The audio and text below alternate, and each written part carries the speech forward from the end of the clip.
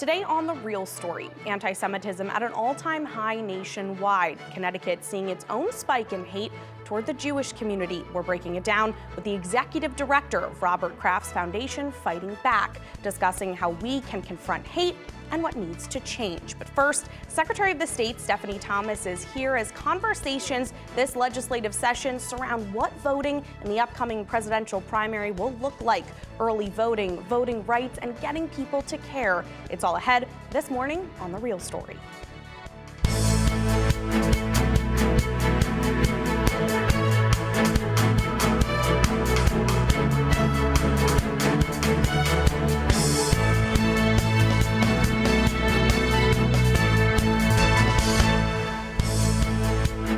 Good morning and thanks for joining us on The Real Story. I'm Emma Wulfhorst. We're already starting to hear and talk about voting again, but before the presidential primaries, there's a lot in the works right here in Connecticut. Our new Secretary of the State, Stephanie Thomas, voted into office last November. Now she's trying to pass voting reform and get more voters engaged. It's great to see you again. Great to see you again, Emma. Thank you Happy so to much be here. for being here. Perfect. Well, let's talk about early voting. Last month, we saw lots of public comment on those 7 bill proposals in the legislative session right now. You yourself even testifying at that public hearing. For you, what does early voting look like in Connecticut?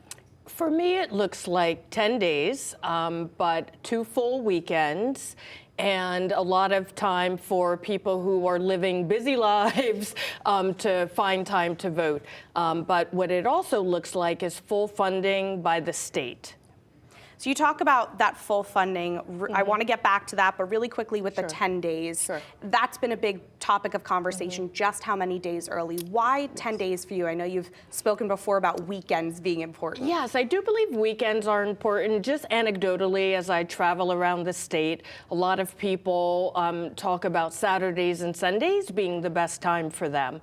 But I'm also looking at the return on investment. There were proposals for any amount of days from 14 days to 30 days, and I really just felt that adding the additional costs, there wouldn't be enough return on investment, because with each added day, we're talking about more money, more labor, and data from other states have shown that most people focus on the election the 10 days prior. And with that money and that staff, you mentioned fully funding. What could that cost look like? What does fully funding mean? So it's a good question. The Office of Fiscal Analysis is hard at work trying to come up with a figure that makes sense, because one of the most expensive costs are the poll workers. And every town, because we have this decentralized system in Connecticut, pays their poll workers differently. So they are coming up with a figure, trying to calculate what that average cost might be. And it will depend ultimately on how many days are adopted. But I think we're looking upward somewhere in the 3 to 5 million range, depending on which bill. So you've encouraged the legislature to expedite this process. This is something you want to get in place as soon as possible. You previously talked about an end of March deadline. What have you heard from lawmakers? Have you been engaging in those conversations with the legislature? Are there any updates there? I have no updates, but I have been having conversations since I took office till as recently as last week. I'm still hopeful that they will call the bill in both chambers early enough so that we can adopt in this calendar year for the November election. But if not, we'll be ready to roll it out in 2024. And are there any important to-do list items as they're looking to adopt this that you really need time to get done? What really needs to happen there? We need time for everything. There are IT changes that we have to make sure our voter registration system can handle the task, and that is the most time-consuming piece. But we also, our office has to create a uniform poll training program, and we also have to start recruiting poll workers, because it's a big difference between having enough people for 1 day and 10 days.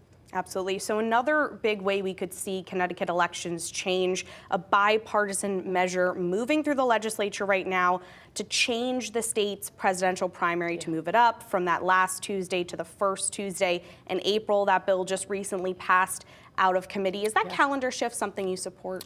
I absolutely support it. Most people might, well, most people don't remember, but I had gone with Congressman Jim Himes to D.C. last year to hopefully to move Connecticut to an early primary state, because any voter knows by the time the contest gets to Connecticut, many of the candidates are no longer on the ballot. So we wanted to have a greater voice. We were turned down to become one of the first states. So I think both parties supported this move, and I think the earlier we can get into the game, the better. It is still later on the calendar, still past Super Yes. Tuesday, but do you think even those couple weeks could still make a difference? It could. You never know.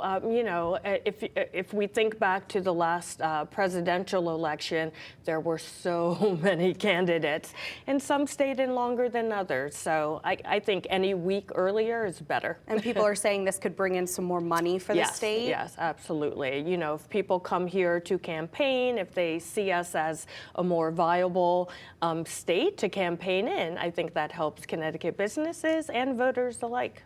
So another piece of legislation advancing this session, the State Voting Rights Act. Tell me a little bit about that bill. Sure.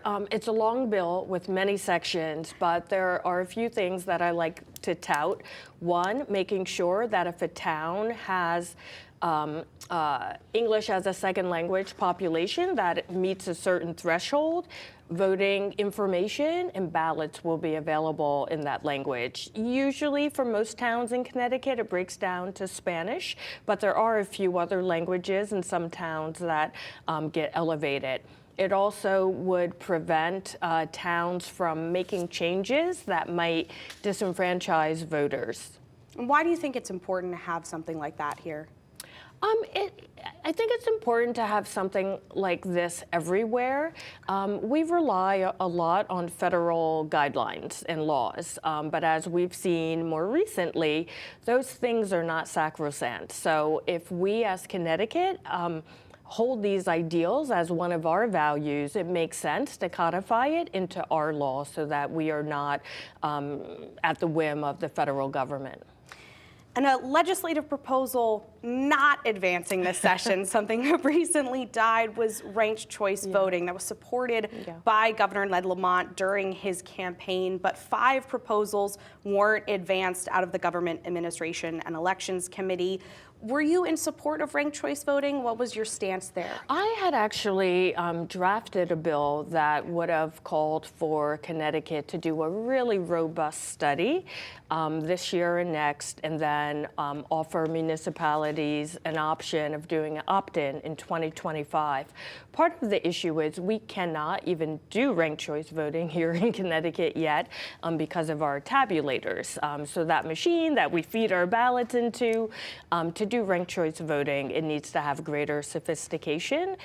So another thing that I've really been pushing this session is bonding, so that we can buy new tabulators, which, you know, ours are decades old, and it's time for an upgrade. Do you think ranked choice voting could be something the legislature considers in the future? It does seem like it came at a time when we're looking at a lot of other election changes happening this session. I think that's right. You know, most people, it comes as no surprise. It can take a long time for a new idea to take hold. Ranked choice voting has been around the last couple of terms. So I think the more people learn about it, the more likely it is for something to get adopted. I always tell voters, make sure you're letting your legislators know that you have an interest. So then when the next session comes up, hopefully it makes it through. And when talking about talking to your legislators, you've been a big proponent of civic engagement. You've been getting a little bit creative with that. Tell me a little bit about what you've been doing the past couple months. Sure. I've been having a lot of fun, Emma. I have put together some family civic trivia events that I've been going around the state, going to libraries, and it's appropriate for kids 7 and up. And I found it was a great way for adults to learn about civics because they were there helping their children but learning as they went. I also started a series called Connect and Cut. My hair is very short. I get it cut often. And I started thinking that when I was growing up and as a young person, like barbershops and hair salons are where communities convene, and you're there for hours often, and you talk about all these community issues. So I did my first one a couple of weeks ago, and the barber was telling me how, he knows everybody in the community, and they come to him to help him solve problems, and he refers them to agencies and politicians, etc. So I thought it was a great place to start having these conversations about civics and voting. And have you seen a good response with these different initiatives? Yeah. So it's, we just started 2 weeks ago, I believe, and already wherever I go, someone says, "I love your barbershop idea." So I'm excited, and we will be traveling around the state. So if anyone listening would like me to come to your town, let me know. Perfect. Well, thank you so much again for taking the time to speak with us today. We really appreciate it. I appreciate being here. Thank you so much. All right. Well, coming up on The Real Story, there's a lot more still to come this morning. We're going to talk about anti-Semitic incidents in Connecticut doubling as hate and misunderstanding creeps across the country. A foundation started by the owner of the New England Patriots is trying to confront anti-Semitism, how their new campaign is starting conversations to hopefully change people's hearts and minds, and what we all can be doing coming up.